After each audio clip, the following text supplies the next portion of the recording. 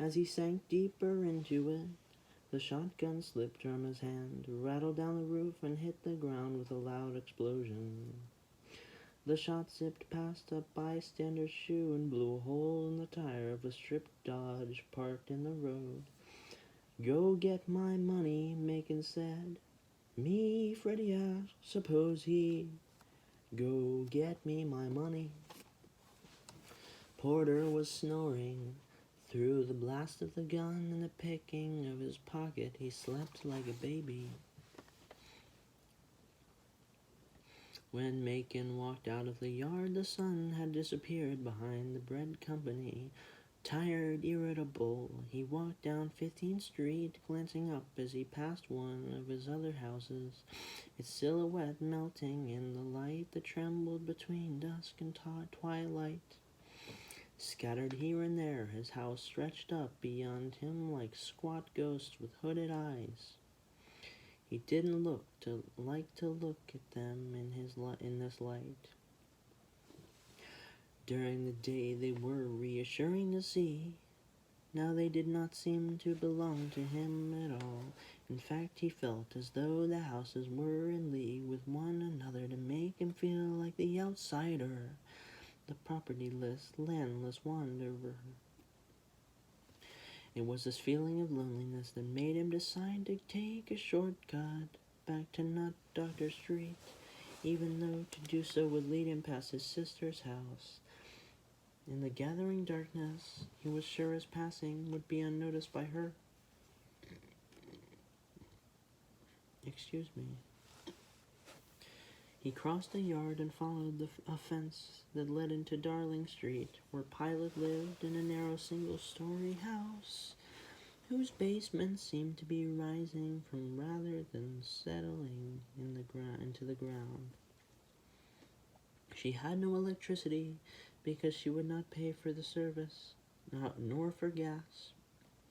At night she and her daughter lit the house with candles and kerosene lamps. They warmed themselves and cooked with wood and coal, pumped kitchen water into a dry sink through a pipeline from a well lived pretty much as though progress was a word that meant walking a little farther on down the road.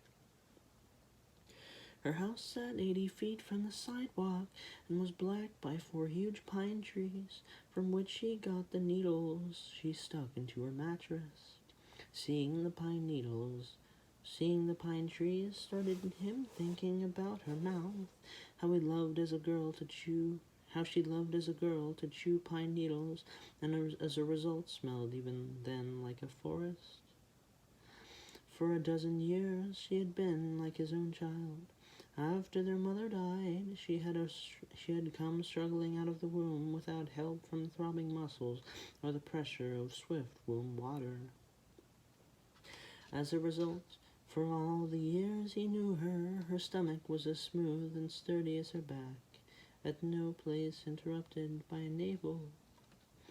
It was the absence of a navel that convinced people that she had not come into this world through normal channels, had never lain, floated, or grown in some warm and liquid place, connected by a tissue-thin tube to a reliable source of human nourishment.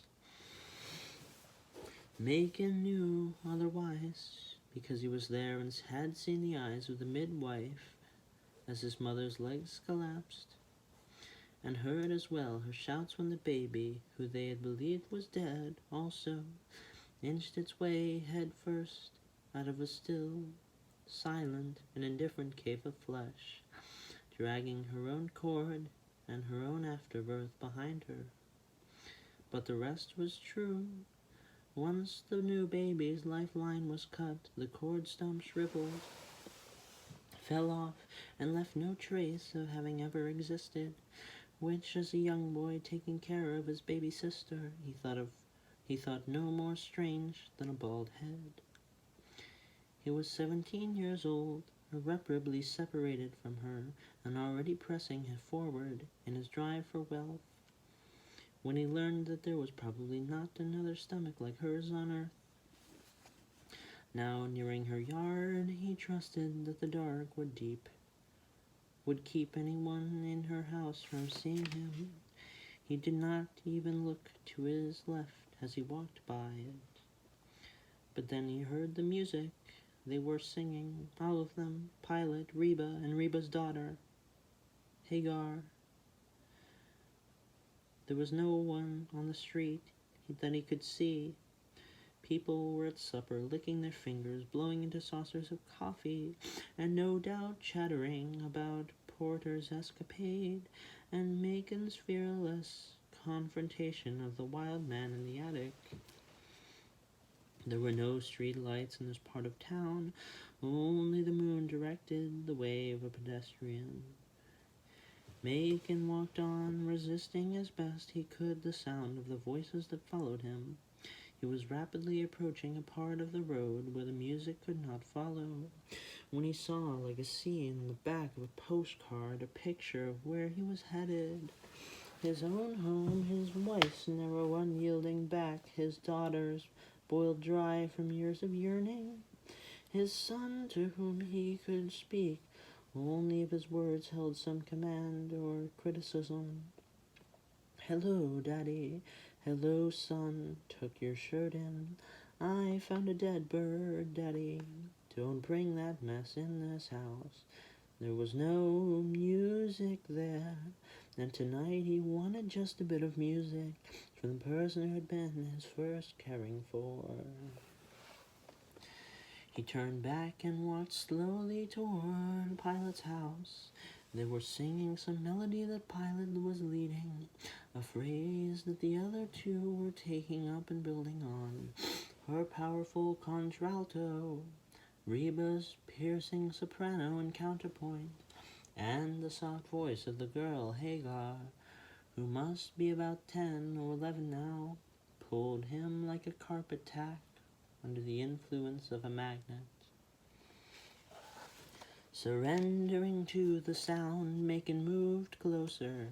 He wanted no conversation, no witness, only to listen and perhaps to see the three of them, the source of that music that made him think of fields and wild turkey and calico. Treading as lightly as he could, he crept up to the side window where the candlelight flickered lowest, peeped in.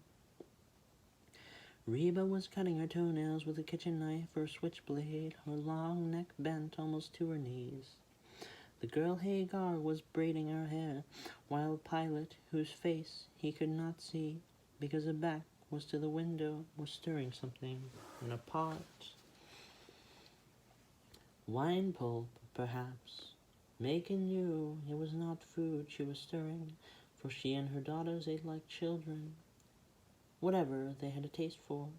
No meal was ever planned or balanced or served, nor was there any gathering at the table. Pilot might bake hot bread, and each one of them would eat it with butter whenever she felt like it. Or there might be grapes left over from the winemaking, or peaches for days on end. If one of them bought a gallon of milk, they drank it until it was gone. If another got a half bushel of tomatoes or a dozen ears of corn, they ate until they were gone, too. They ate what they had or came across or had a craving for. Profits from their wine selling evaporated like seawater in a hot wind. Going for junk jewelry, for Hagar, Reba's gifts to men, and he didn't know what all. Near the window, hidden by the dark, he felt the irritability of the day drain from him and relished the effortless beauty of the women singing in the candlelight. Reba's soft profile, Hagar's hands moving in her heavy hair, and Pilot. He knew her face better than he knew his own. Singing now, her face would be a mask. All emotion and passion would have left her features and entered her voice. But he knew that when she was neither singing nor talking, her face was animated by her constantly moving lips.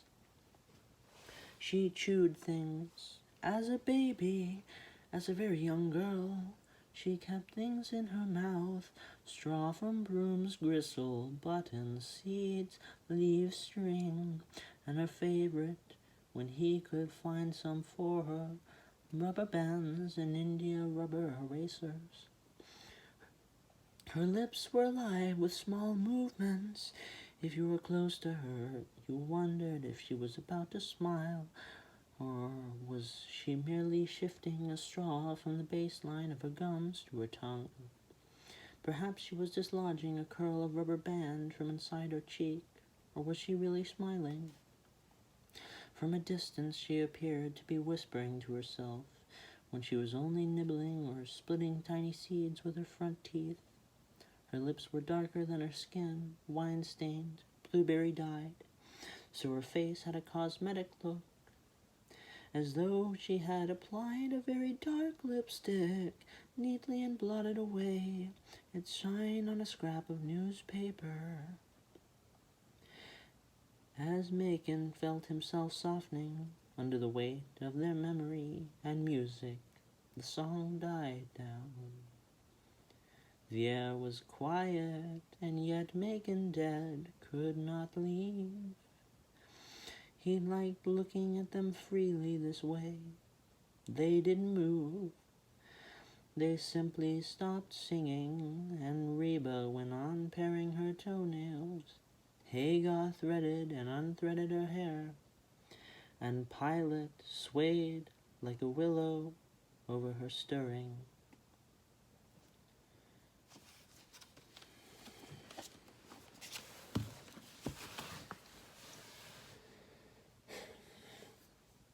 That's Chapter 1 of Song of Solomon, a novel by Toni Morrison, sung in its entirety.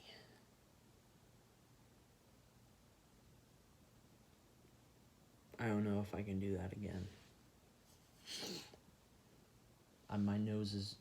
I think I made myself sick doing that. My nose is running.